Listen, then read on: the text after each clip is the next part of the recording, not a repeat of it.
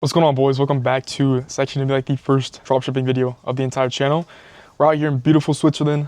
Gonna record an absolute banger for y'all. Basically, I'm gonna be talking about what organic dropshipping is, how you guys get started, and all that good stuff. There's gonna be some free sauce on the YouTube. I'm gonna try to upload 1 to 2 videos like this a week on the YouTube just to help people out. I get a lot of questions in the DMs. There's good friends of mine that reach out. So let's go over and hop over on the computer on a whiteboard and get to it. Holy shit, boys! We just went through this entire video and I actually forgot to press record. So I'm gonna go ahead and run it back for y'all. It's gonna be a very simple, very clean organic dropshipping video. Basically, what organic dropshipping is, how you guys can start it, stuff like that. I'm gonna make a good little series on pretty much going over everything with organic. I've been doing organic for about 5 months. Did like 45K in June, 47 or something like that. And then in the last 30 days from like a week ago, last time I checked, the last 30 days was like 55K in sales. So I'm gonna be doing 100K a month very, very, very soon. Gonna be doing $250,000 a month by the end of this year in Q4 and all that. Gonna go ahead and give you guys a quick little tutorial on what organic dropshipping is, how you can do it. This is gonna be the first video of the entire series, so make sure you guys go ahead and watch the rest. This is gonna be a very general overview, not going specifically into each section and category, but first step of organic dropshipping is gonna be finding a product. So first of all, what is organic dropshipping? Organic dropshipping is simply a business model where you market a product, you ship it out, and you keep the profits. Super simple, super easy business model. The first step is finding a product, which we're gonna go ahead and go into the burner method. That is a terrible burner. But the burner method / callow data method, both of these I use a bit. I use the burner method a lot more for organic. Callow data is going to be more for paid. They're both going to be great methods to finding winning products. There's obviously a product criteria that I personally use that I'll teach you guys later in the later videos, but finding a product, you optimize a TikTok or an Instagram page for only showing you dropshipping products. You'll see a bunch of other products that other people are running. You're going to be like an optimal customer that only wants to buy stuff, and you can go ahead and go through your burner and just stay up to date with new products and stuff like that. And once you see one that bangs off all the criteria, you can simply run it yourself and start printing. So the second part of finding a product, which by the way, there's multiple different products you can do. There's pump and dump products, there's long-term products, there's brandable products, and I personally focus on long-term brandable products. A pump and dump product is a product that you run, for example, like a Valentine's Day product that you're only going to be running for the next couple months. For example, a Valentine's Day product graph might look something like this, where you have, let's say 3 months, month 3 is Valentine's Day. And leading up to Valentine's Day, you start running the product over here, starts doing pretty good, starts picking up the closer you get. And then over here on month 3, it's peaking. And then let's say the month, expanded another month. And this is month 4 after Valentine's Day.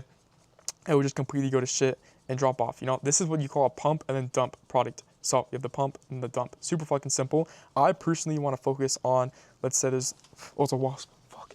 Let's say this is month 1, month 3, month 6, month 9. The first product, by the way, that I ever ran, I'm still running 5 months in. I started running it like 3 days into starting organic. So that's just proof that you can build and scale brands with, organic. My, graph looks something like this, which is going to be a brandable graph. Obviously it does dip sometimes and sometimes it goes up, but it's going to be, more or less stable and just keep going up because you can build on it, you can start running ads on it, etc. So that's just a quick little example of what I'm talking about. But we'll get more specifically into how to build, how to find really good products later. The next step, once you find a product, is going to be marketing your product organically. So there's pretty much 2 different ways to market products, organic and then paid. There's obviously, an infinite amount of ways between each one of those to, market products further. But with organic, you're simply posting a video on Instagram, Facebook, YouTube, TikTok. Those are the 4 platforms I mainly post on. And then you're not, not hoping to get views, but you are optimizing your video to go viral. You're understanding what the algorithm is, how it works, how videos go viral and stuff like that. Then once a video goes viral and it gets, a million views, you obviously convert that traffic to a website, to, that attention to somewhere else where people can then go ahead and buy a product and then you get paid. So with organic, a good conversion rate I kind of go for is every 1 million views, you're making around 5K. So don't run a product that's under 1K per million views. And then paid is simply the opposite, where you are paying for views. So you put in X amount of money and you get out, X amount of views. This is definitely more scalable, I'd say. Organic, you obviously can't rely 100% on the algorithm. Sometimes Instagram's gonna be fucked up, it's gonna be down, you're gonna lose your account, whatever. You're still gonna have those problems with paid. There's gonna be, rough, patches with every business model. But paid is going to be a lot more reliable in the sense of you can, invest $1 million this month into ad spend, and then, you know exactly how many views you're going to get. And if you have a good, offer, high converting product, you're going to make a certain amount of money. So paid is going to be definitely the next thing I'm going to get into. I definitely would recommend people start with organic because, like I said, it's literally free. You don't really have to pay anything compared to paid. You're literally spending money to test stuff out. And so when you're a beginner, you're pretty much going to be burning money. Don't take that as a limiting belief, but That's what most people are going to be doing. So the next step is obviously going viral. You kind of do these in a very sequential order.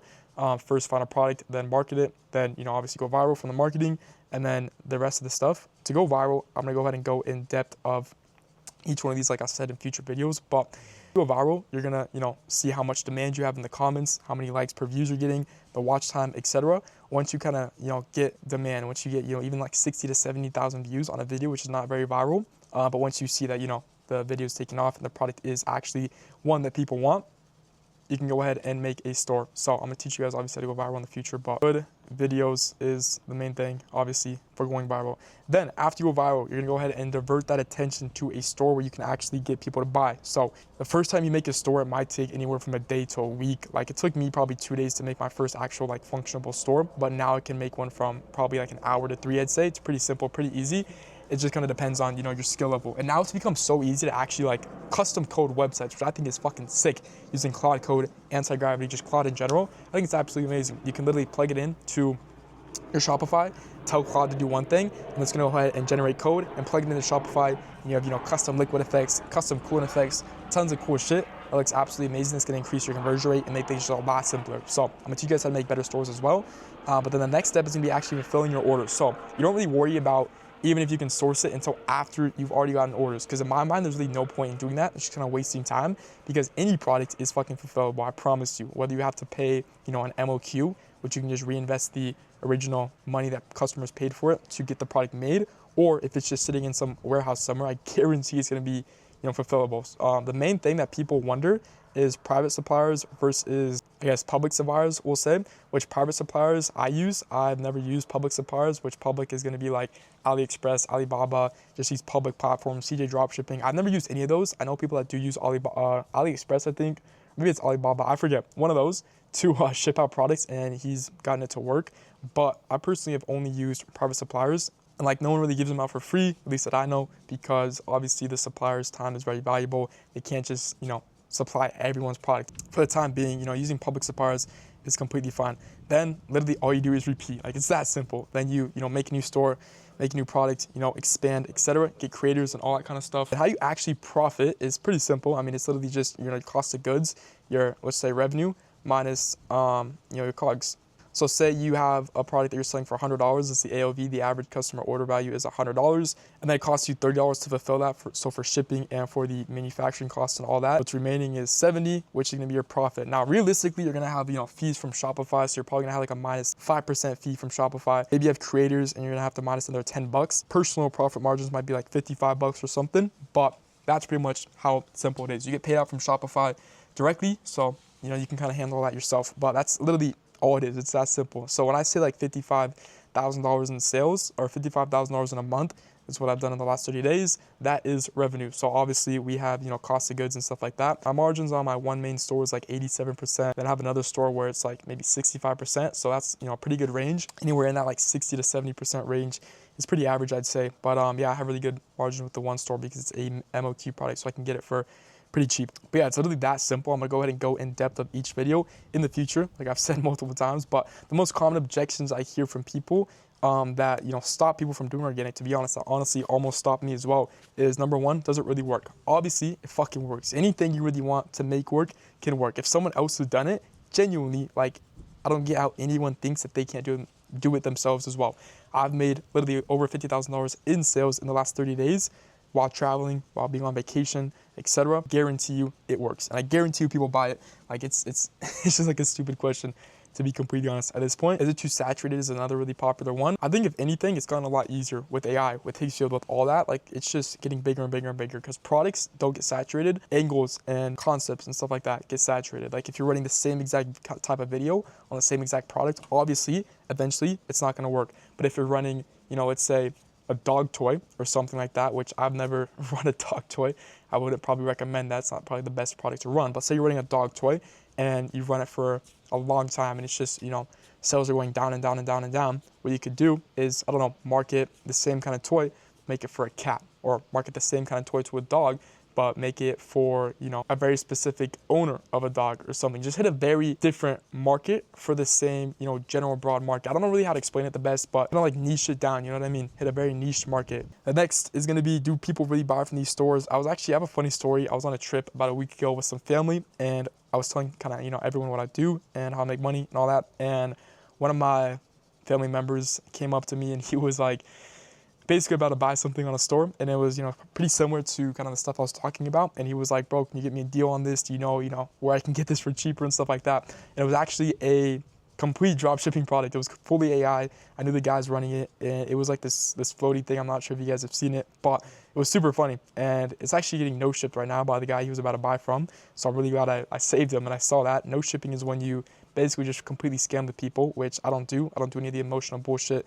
I don't know shit. Like, it's just not worth it. I don't think, in my personal opinion, you're not going to build a long-term, sustainable, scalable brand with that. And it's also just, I think, really immoral. You know, you're literally just scamming people from their money. So, and it's just funny because most people can't tell when something's AI. Like, people tell me all the time, my videos are AI, but they're just too good. You know what I mean? Like, you'll have clean videos that people think are AI, and you'll have completely AI videos that people won't even suspect are AI. So it's super funny, to be honest. It's getting so good that people have genuinely no clue, you know, the average customer. So people do really buy from the stores, believe it or not. And then the last question that a lot of people ask, that I was honestly asking myself as well for quite a while, is, isn't it scamming? Or is it scamming, I guess, is a better way to say it. I would definitely say that it is not scamming 100%, because if you're genuinely providing some kind of value for someone, obviously they're going to exchange another form of value in, you know, exchange for that. And money is simply just another form of value. You know, it's a storage of time, of work, of, you know, value, whatever you want to say, that people are exchanging for another value, you know, getting nice skin, getting clean teeth,